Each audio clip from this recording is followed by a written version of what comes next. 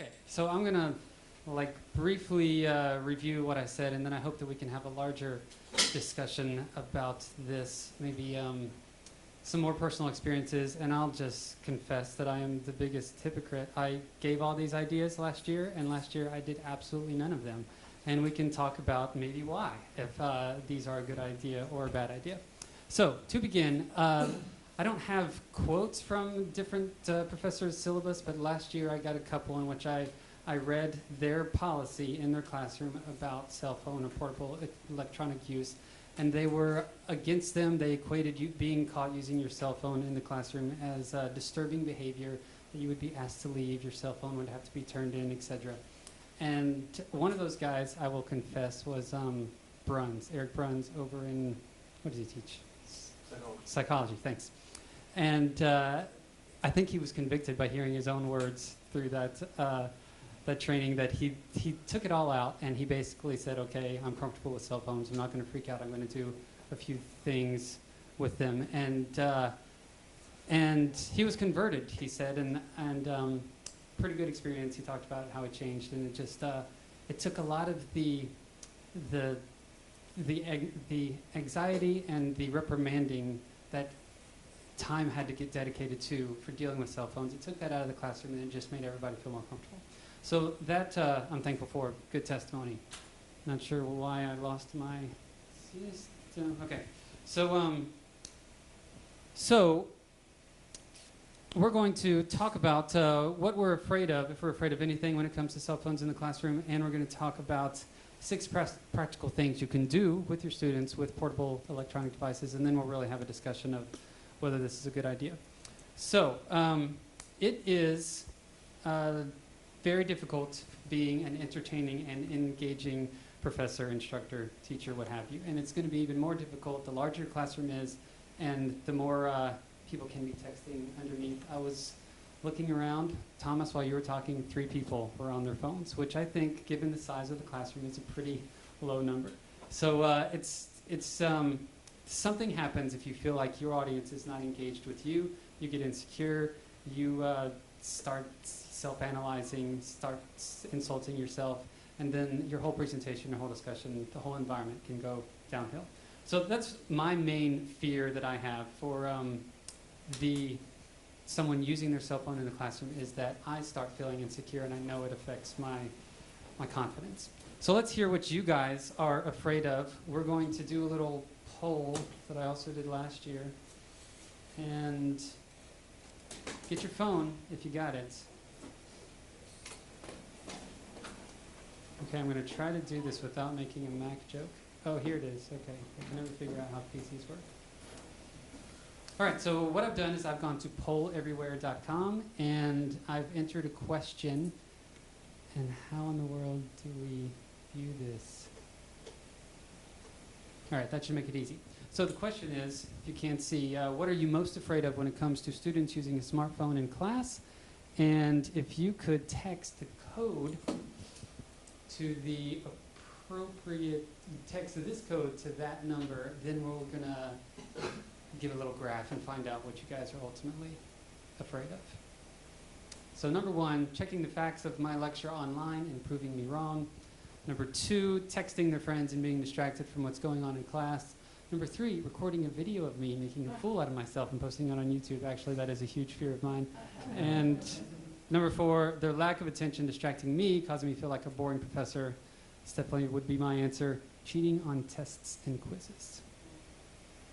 Have fun. I'll bring up the graph in just a second. 9 results in.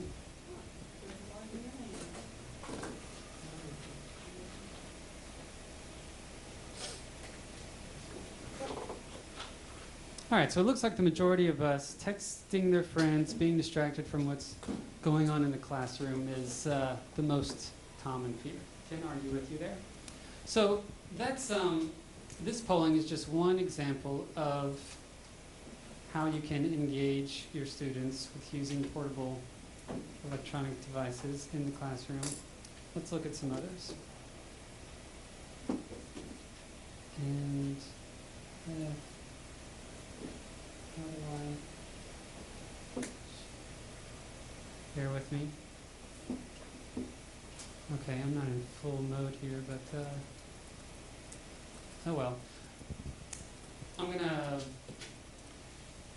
pass this here. We'll just pass you back. This is more in text form. And one, so I know what I'm talking about. All right, so one of these is using the polling, but another one is voice memos.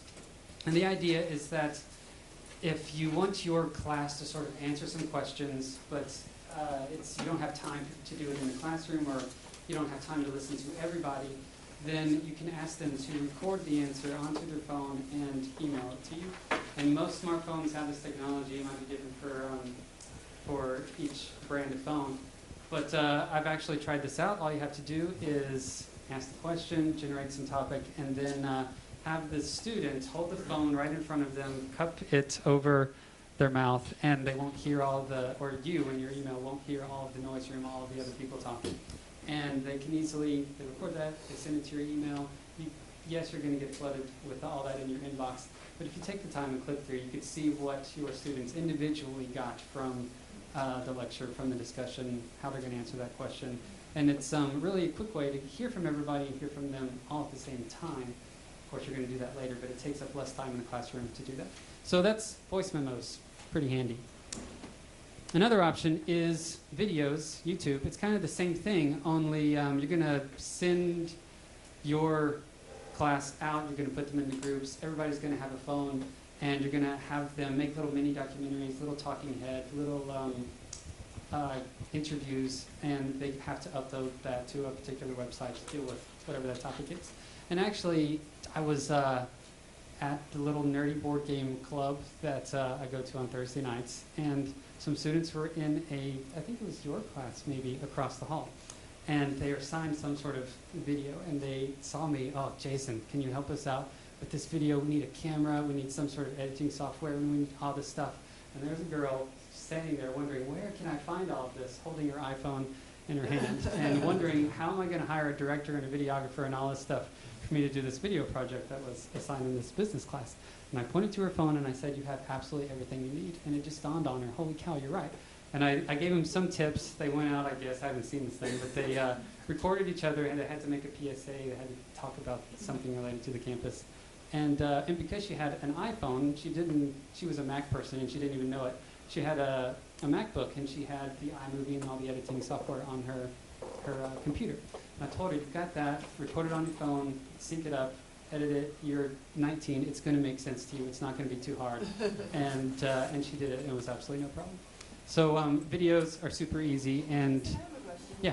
Do you know of any video editing software on the iPhone, like apps that are good? there is well, I don't know if it's for the iPhone or if it's for the iPad, but there is the iMovie that is an application. Yes. Go ahead. My question's always, there's a certain percentage of students who do not have the technology. True. What do we do about that? And that's where the group, especially with videos, because it's very difficult to make a video. I mean, I guess you can just hold it out and answer a question. But if you make it a group project and there's some level of creativity, somebody in that group, or it's a requirement, one of the members of this group has to have a smartphone, has to have an iPad. And it's, I mean, the lower the age of your students, then the more likely that they're going to have it. More non-traditional classrooms, it's going to be a little bit more difficult. But yes, that is a concern.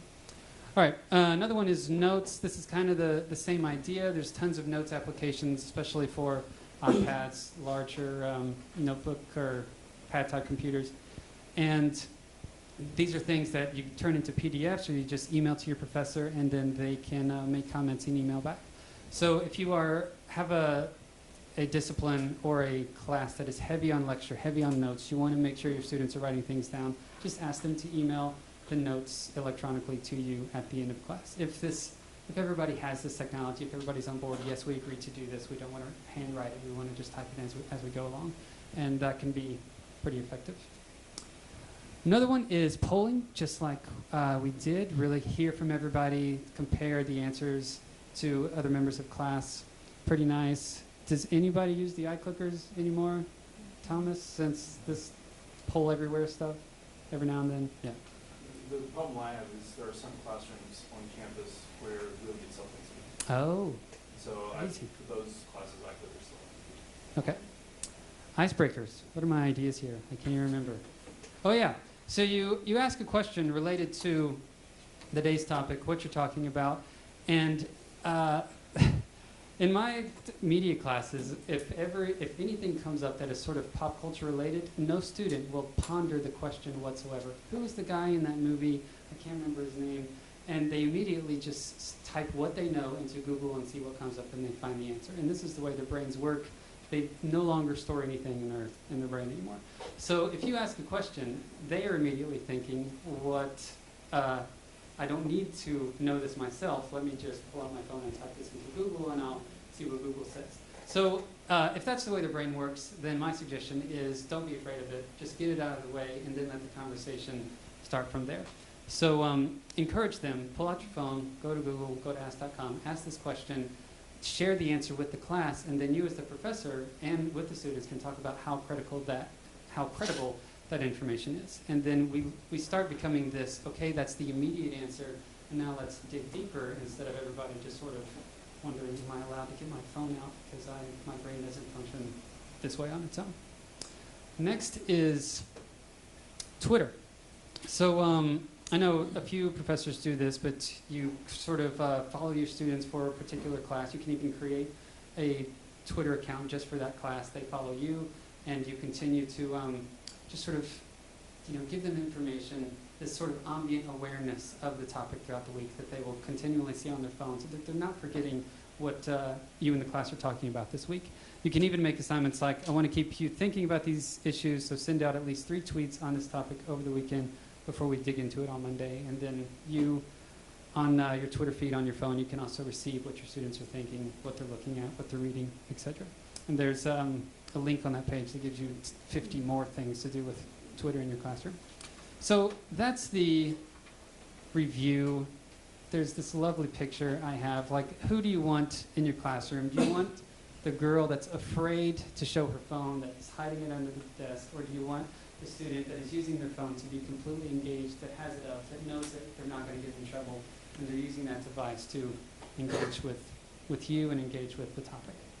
Now, with that out of the way, I want all of us to sort of share our own experiences, our own thoughts about if this is the right way to go, if this is good or effective, and if this style of teaching really just works with your personal style as a professor. And I did all of these, I researched all these ideas, came up with these ideas, shared them last fall, and I did one of them maybe one time. It's just, I'm 37 almost, and that sounds somewhat young, I guess maybe, but it's just not in my blood to like, oh, let me pull out my phone and let me do this thing. And my students have to remind me, you could use your phone for that, Jason. You could use your, they say that all the time.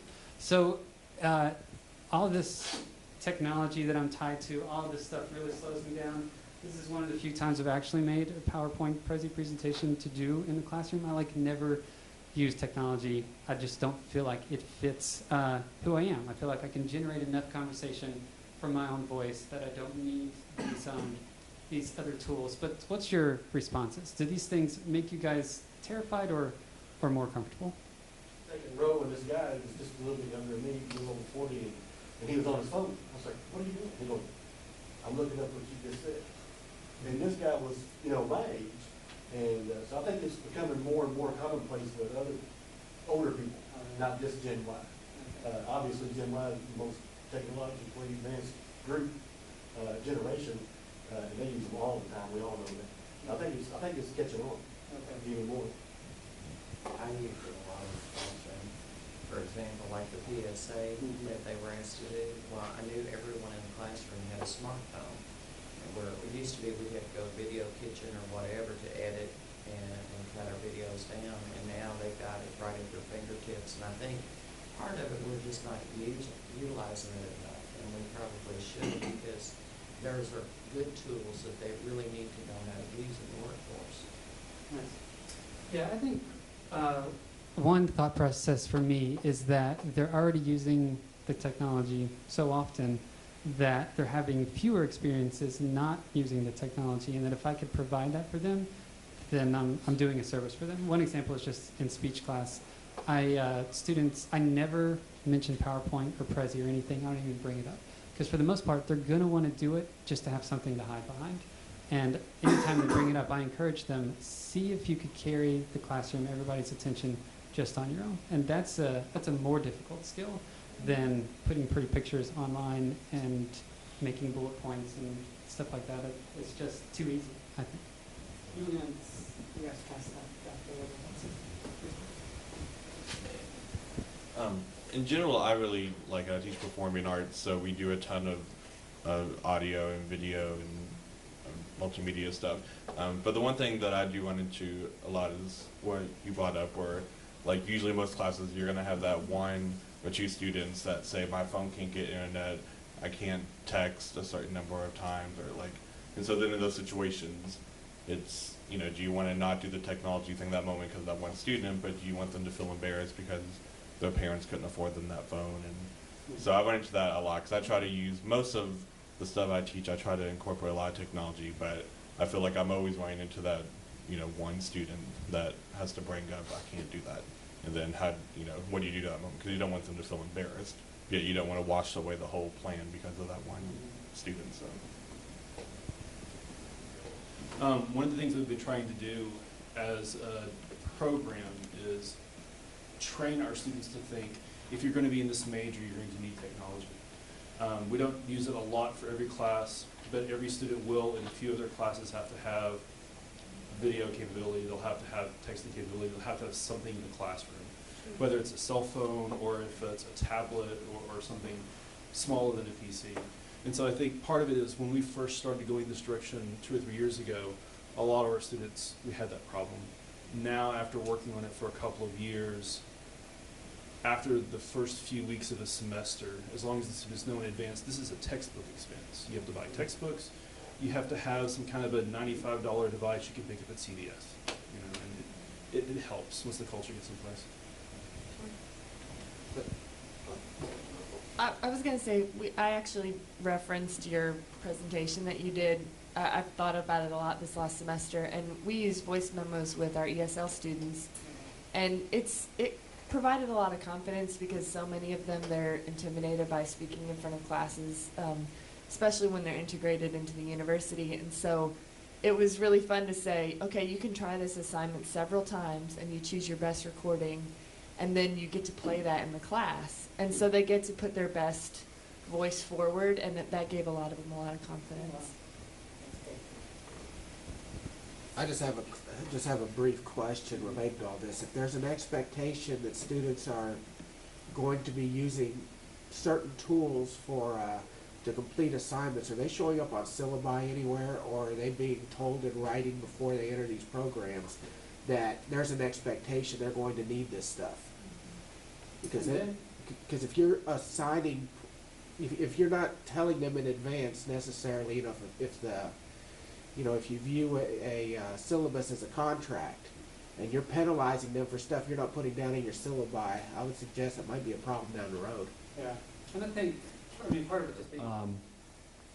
I think in every major you have sort of certain skills for career, and even in technical scientific field where I'm in, we have the soft skills, to be able to present and talk about what you're doing, communication there, being able to use certain types of programs that are commonplace. And some of that's changing from what it was 10 years ago to now. And on that syllabi as a contract, I use online homework. I talked about that last year, and that's in my syllabus, sort of an approximate cost, what's expected there. And I think I would echo that not doing that is doing a very bad disservice to students to not put that out front. My question, I guess, was more in the area of, what was I going to say?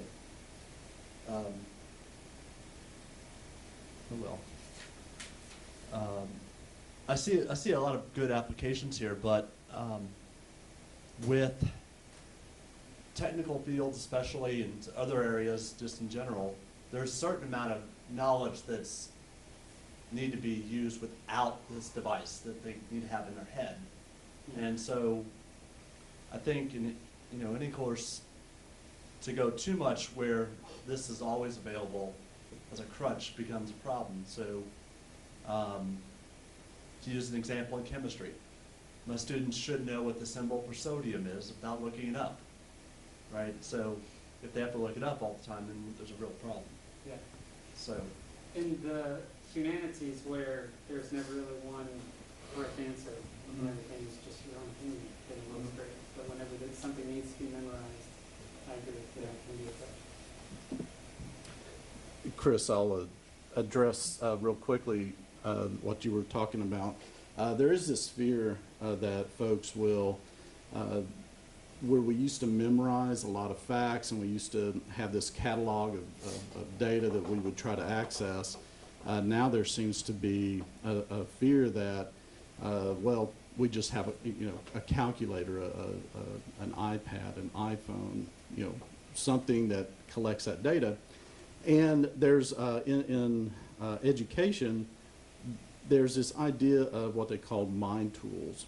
And the mind tool essentially says, you know what do we use our brains for? What do we want from our minds? What are we thinking about? And are we using it to be critical and creative, or are we using it to access data? And so, which is more important? And I don't know which is more important, but the idea is that, if we can go from having storage spent on storing all this data that we're supposed to sometime in the future possibly use, or use it immediately and then never have to access again, what if we freed that up so that we could be more creative and be more, use our critical thinking processes to take us beyond, so we can use all these tools that are at our fingertips, this technology, if you will, to be more creative in how we solve problems. And if you think about Friedman's flat world, his thesis is that's what they're asking us to do in this new world, or this brave new world of ours, to train people to be more creative in how they solve problems. I know that may not make you feel any better, but that's one of the things that, in terms of how they answer that question about storage. I've read and thought about this a lot over the summer. I said I've read and thought about this a lot over the summer. One of the books I've read this summer was actually, for my fun, was on artificial intelligence, right? And so there's a guy named Ray Kurzweil, and it was How to Create a Mind, I think is what it's called. And the whole idea of, beyond the biological brain, the cloud, storing information. So there's a lot of information that I don't need to be able to memorize. I need to be able to know where to find it, know how to use it. The knowing how to use it's in here. The knowing where to find it is, where it is, the actual data. Now, as a chemist, I need to know the symbol for, for certain elements. I need to know something about them, my intuition. But all the other junk that I can look up is out there, right? And I think that's really where we're going with the student, what they need to be able to take this and integrate them. And so, yes, having technology is great because it expands. You don't have to put as much of it here. It's in a limited space. So, my 2 cents. Comment or question? Yeah. I was just going to say that I used the poll thing that you did last fall in my class for like midterm and final reviews, because I'm not a big test bank question. I don't much enjoy them. I like the explanation pieces on the exam, so I use those test bank multiple choice questions to help generate some reviews of the chapters or the materials that we've covered, and then use the polls for them to respond to. They seem to be more engaged in those reviews that way. And then So I does also, that give you a sense of how well they're going to do?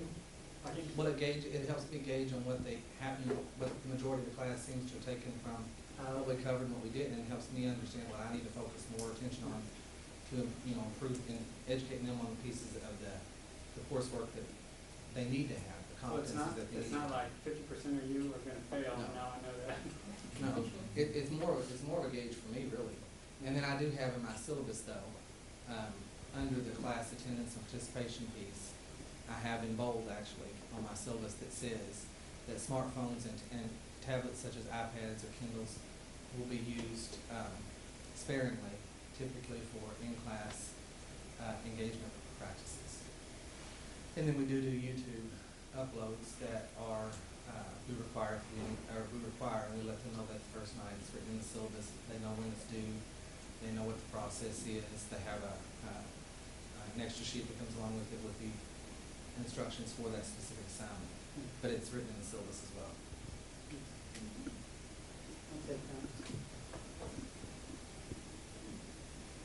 So another question I have is, how do we deal with the dark use in which they're using it when it is not related to the classroom? Does anyone have just a way that they address that student or a comment that they make that they've learned is not reprimanding, that is encouraging, that isn't disrupting the atmosphere or the environment of the classroom? Some of the business professors have a rule that if your cell phone rings, you have to stand up and sing or tell a joke.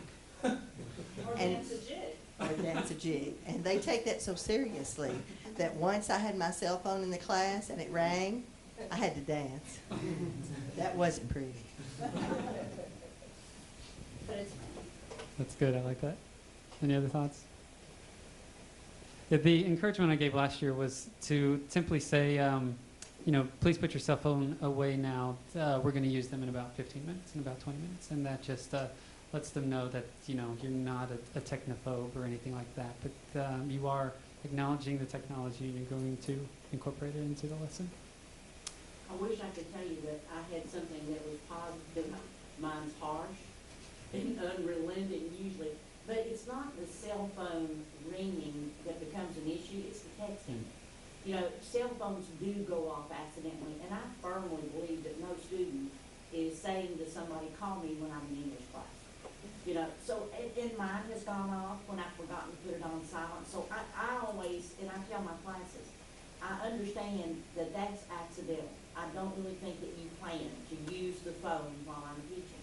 However, choosing to text is just that, a choice. And I take that as disrespect. And I'm still coming from the old school approach that I think we teach more than content, that we teach interpersonal relations and how to get along with people and just plain old common courtesy.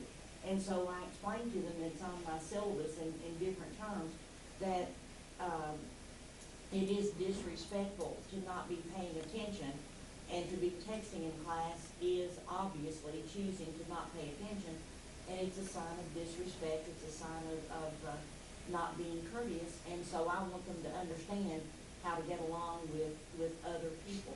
So, and I tell them, everybody has pet peeves, and that's one of mine. If you're texting when I'm instructing, because inevitably, just as we were doing on that poll, they'll miss something that they need to have. And so then I have to go back and repeat, or they just never get it, and it ends up hurting them in the long run. So I'm real upfront with it from the get-go, and usually, I would say always, on first offense, if I see someone, I just give them that long studied stare that all of us have practiced, and it goes away. But if they persist, then I'll just say to them, "Don't put your phone away." So, Dale, I'm with you, and I think you do it a little bit more ethically than I do. If you're using your phone to get yourself to escape the classroom in some sense, then I form an opinion about you, and I grade you accordingly in a negative way for the rest of the semester. And I don't tell them that until at least after midterm. This is the impression that you wanted to give. These are the choices that you make. I have formed an opinion, and you have to suffer the consequences. And maybe I should be more upfront and say from the beginning, look, this is my pet peeve. This is how I get you. But maybe that's honest because it's a cultural difference. But it's still more fun to just say, yes, after midterm, I will now confess to you. your speech grade is bad because of your audience member behavior. And I do that more in speech and not necessarily in other classes because, you know, speech is much more about being an audience member as well as being a speaker. But I agree that it drives me crazy, but also I don't want to embarrass them, and I'll do something a little funny, or I'll just run over their shoulder and say, no, she didn't, or something like that as I read their text. But you were going to say something? I was just gonna say that I've incorporated participation as part of my course grade, and it's based on each week that we have class, and in there it specifies that, you know, things that your participation incorporates, and they have a participation rubric that I give them, and it includes that they will not be texting and whatnot if they choose to. And with that choice, it allows me as the professor to choose to also deduct points on their participation. And so when I go into the grade book, then I'll, you know, if they're texting, I'll deduct the points. And in the comments section, I will put points deducted due to texting. Please remember to refrain from that. See syllabus. And I don't usually have a whole lot of issues with it. Okay, here's another. I really like that. That's good. Here's another personal pet peeve, is that the students use their phone to communicate with you as the professor, and they often are busy doing something else whenever they're sending you an email or sending you a message. And and often, because they're just sort of communicating with you the way that they would communicate with their friends, we could sort of take it as a compliment that it includes no capitalizations and no punctuation, that many things are misspelled, and you know, it's just like, oh, here's a thought, will you do this for me, can you tell me this, etc. And it's just the worst grammar possible.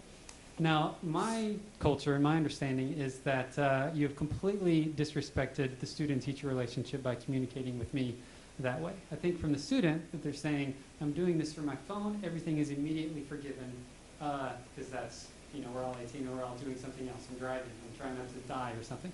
So, and I will immediately respond and say something similar to what I'll normally reveal around midterm is, thanks for that. You've revealed a lot about yourself, and I've now formed an opinion about you. If you want to get your way, show me some respect. Use complete sentences, correct punctuation, correct capitalization, etc. So am I just, what's your opinion of that? Am I just totally old school and I need to catch up with the times, or is some lesson, some value that needs to be learned from the younger generation when it comes to forming electronic messages? I really like that. I really do. However, that means they're going to send me another email or another text message that I really don't want to read. Oh, that's true. Because they blow mine up every day, so one at a time. But I like that. I think it makes them think before they send a text message, and probably a couple of times to stop that. I do like that. I used to have a policy in my syllabus that said I would not respond if the emails were not, you know, correct grammar. But then I got comments in my evaluations that said I was difficult to get along with, and that I needed to be more open or understanding or something. I think the student needs to learn correct pronunciation and not to use the little LOL and OMG and things like that, especially when speaking to someone of authority. Just for the simple fact is they're going to be joining the working world soon, and one of those type of texts is not going to your boss or your dean or, you know, someone like that. You really need to learn when it's appropriate and when it's not. So. Yeah. I think to follow up exactly what you just said, I think you're exactly right. Our campus is better than a lot of campuses I've been on, and so I'm going to say this knowing that full well, but I think the bigger problem may be how familiar are students with faculty, staff, and administration. I think it's great that I have students who love coming in, hanging out in my office and things like that, but there's this line where, you know, I'm still a person of authority, and how you treat people of authority is not the same as you treat the person who you're sharing a dorm room with, right? And so for me, usually I try to handle it that way, to understand that this is a place of business. I'm a professor. We can be cool, but there's this line that we should never cross. Once you establish that relationship early on, you have fewer of those problems later. So it usually works for me. The one thing that I'm concerned about as this is happening is I've got a child in Taylor County Schools right now, and they're doing everything via computer. these days. And when I'm receiving messages from the teachers and they're doing it, I assume the teachers are probably, when they're communicating to the students, doing the same thing there. So you're going to have a whole crop of kids that are being educated over here whose teachers have been letting them do this. And all of a sudden they're going to show up in our classrooms and we're going to start hammering them for it. You know, so it's an interesting problem that's potentially coming. So. The middle school and high school students are just texting their teachers, and is that what you're saying? In communications, yes, and emails and that type of thing, you know, because they're through